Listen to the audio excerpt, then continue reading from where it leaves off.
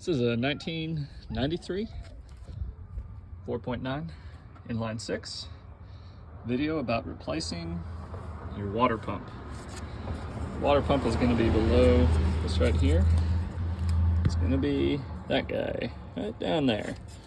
Some indicators that you might have an issue with your water pump mainly is going to be leaks below your truck. And it'll be hard to exactly diagnose, but typically it'll be leaks that you can't quite find. I'll have a video here in a second that'll show you roughly where the leak is and how you can see it. To get to the water pump to remove it, we're going to have to take our belt off, which is tensioner right here. You'll be able to, right here. You'll be able to pull, adjust, and this will come off. If you forget about how the belt goes, you're going to notice that you should have a diagram here. There should be one online that you can pretty easily find if you forget. Take a picture just to help remind yourself. We're also going to have to take this fan blade off and this fan shroud. The fan shroud won't come off unless you can get the fan blade off itself too. For me, the best tool that I've got in my arsenal to take off this tension belt is going to be 5/8 wrench standard. Put it on this direction, and I'm gonna push down for me. So until right there, push down, you're gonna get slack and you should be able to pull it off. I just can't do it with one hand. As soon as you get slack off of one belt, you can go ahead and let up. And from here, you just take the belt off. For those of you that don't have the tool to remove this fan blade shroud, I'm going to show you a trick. It's going to be the fan itself. Some people call it fan clutch, fan. So the issue that you're going to have here is when you try to pull this nut that's down there. That's what this guy's attached to. Give me a second. Yep, when you try to turn this nut, this whole thing's going to turn. So your tool basically helps lock your pulley into place while you turn your nut. Now, if you don't have it, if you don't want to go buy it and rent it, some people they'll shove long screwdrivers and stuff down where my finger's at to keep this from moving. Some people will get clamps and stuff and do that, but it kind of scuffs up your pulley, which is not good because your belt goes around it. So I found a trick that you guys can hopefully use. You just get a pulley, ratchet strap, and you're gonna wrap this around. I just use the tape initially to help keep it in place, and just wrap it many times. And then I attach this part to something sturdy on the vehicle.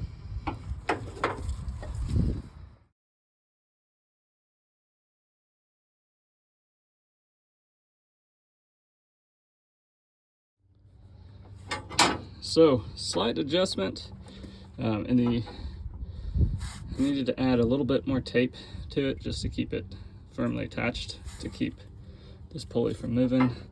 I reattached, you can see right down there, to the frame of the truck, or part of it, I guess. And then for the right hand thread, you want it to go counterclockwise. So I pulled this direction. You can see it's loose now, so it'll actually just slowly start to come off like so. It took a good amount of leverage, so if you have a longer tool than what I had, this was my biggest wrench that I could get stuck on it. So I would recommend getting a longer one, or if you have a decent cheater bar to put on it, put that. You can tap it with the hammer to loosen it up, or you can just leverage it really hard. And then you're just going to keep pulling to get it all the way off. And after enough turning, came all the way off. You can probably take off your webbing if you want to. if it's getting in the way, or you can just leave it on like I did and take it off once you get this fan clutch and the shroud out. So again, the tools I used to make that possible. This is my janky cheater bar put on there to help leverage, and just cinched it down pretty far so it hopefully didn't cause any damage. And that if you've got a longer tool, definitely use it, it'll come in handy. And then webbing just attached to a sturdy part of the truck. That's how you can get it off without a tool. To get the fan shroud off itself, I just use a socket with a 8mm. There we go, you can see it now. And there's 2 bolts. There's one here. There's also one on this side. You loosen these up and then take it off. All right, I took these both off. I just re-screwed it in here so that way I don't lose them. And then our fan shroud's loose. So is our fan clutch. So you should just be able to pull them both out. Again, kind of hard for me to do one-handed. So, and just like that, you get your fan shroud and your fan clutch out, which will allow you to get in there and get that water pump.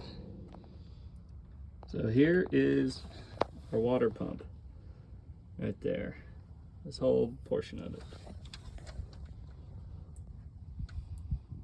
I'm pretty sure this is where the leak in my truck is coming from. At least I hope so. So what we're gonna do, you've got 4 bolts that are keeping this guy in. You've got this hose, this metal hose that's coming up. Attaches right there. You'll just need to clip that off, pull it off. You've got your bottom hose for the radiator. It's attached right there. You're going to want to take that off as well. And before you do that, you're probably going to want to drain it. Most of the drains on your radiator are going to be right there. You turn that plug, radiator fluid will come out right there. So unscrewing this is going to go ahead and allow your radiator to start draining. You can unscrew it a little bit to get it to come out of this portion, or you can unscrew it a lot more to get it to come out a little bit quicker. It's about as fast as we're going to get it going. Just position drip pan underneath so that way you don't get a bunch of fluid all over. We're also going to need to take this hose off here. I've already loosened it up. You should be able to get a pair of adjustable pliers, put it on to loosen it up. We're also going to need to take this hose off. It's connected to this pipe. You should be able to get pliers and push this together, pull it up, and take it off.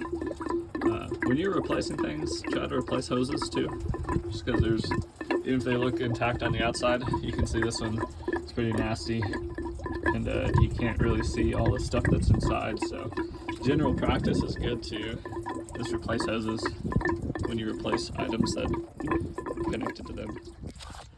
You're going to also need to get this bottom radiator hose off of the water pump itself.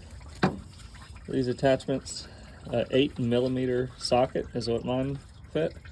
You just loosen them up and they'll come off. And you should be able to pull this water hose off. It'll be a little bit easier pulling from the bottom. Next, we're going to get these bolts off of this pulley itself. I put the webbing from the ratchet strap back on, just because when you try to turn these, it's just going to turn this guy. It's going to be hard for you to do. So keeping this on actually until you get these off is going to be pretty beneficial for you. I used just a standard socket. I have 2 different size bolts on here. So one of them was the 7/16. There's a smaller one, and then the other 3 out of the 4 was the 1/2 to get it off. Once you have those bolts off, this guy slides right out, which then allows a lot more access to get these other bolts out.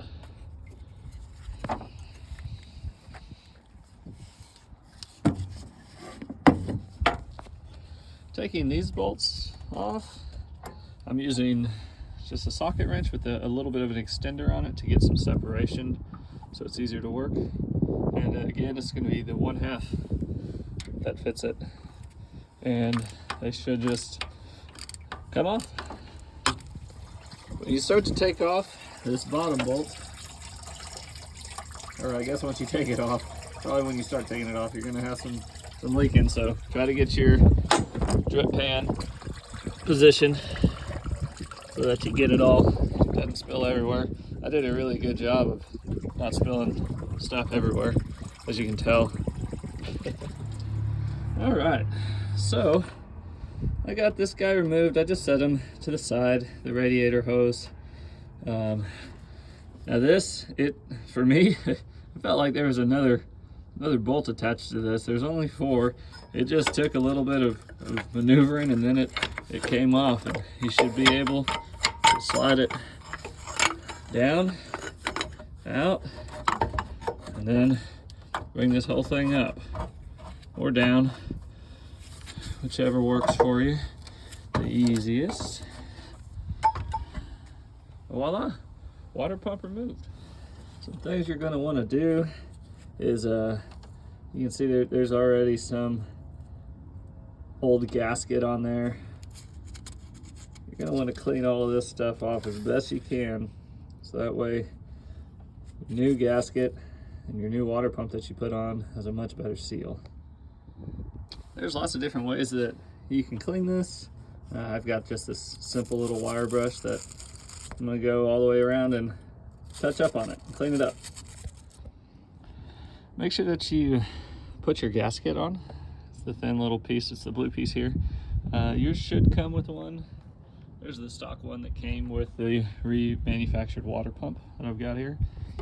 This is a Fel Pro gasket. It's just a couple dollars. They're supposed to be a little nicer, so I figured I'd spend a couple dollars since the gasket really deteriorated on this last one. So hopefully this one will last a little bit longer, but make sure you put it on before you put the water pump back in there. We're going to slide this water pump back in, make sure that this hose fitting is up top to connect with that.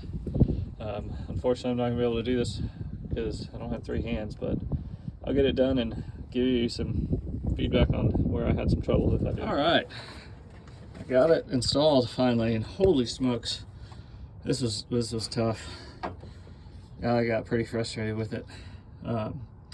What finally got me was I was able to get this bolt started, and surprisingly enough, the bottom bolt started. Tighten those guys down pretty good, and then these other guys were going in, but it was really difficult to get them all lined up. So if anybody has any suggestions, feel free to put them in the comments. Otherwise it might just be one of those things where it takes a while, so don't get frustrated. Next, I reattached the radiator hose from the below part up to the bottom of the water pump and cinched down a little fastening device tight. Next, I put our pulley back on, and what I need to do now before I really tighten these guys down is reverse the direction that this webbing and strap is going, because when I try to tighten down these nuts, it naturally wants to pull that way and it won't keep tension in the setup I've got. So we need to reverse it, which will also eventually allow us to get our fan blade back onto our fan clutch. Make sure you remove this little piece of plastic too, if you got it. All right, next up, slide on the fan shroud along with the fan clutch or the fan blade, whatever you want to call it, and slowly screw back on your big nut. I basically just held it in place and spun this pulley to got it back on. And then to secure it snug, I just reversed the webbing attached to the frame of the truck down there, and pulled nice and tight to where it is snug. Now just put your fan shroud back on these two areas.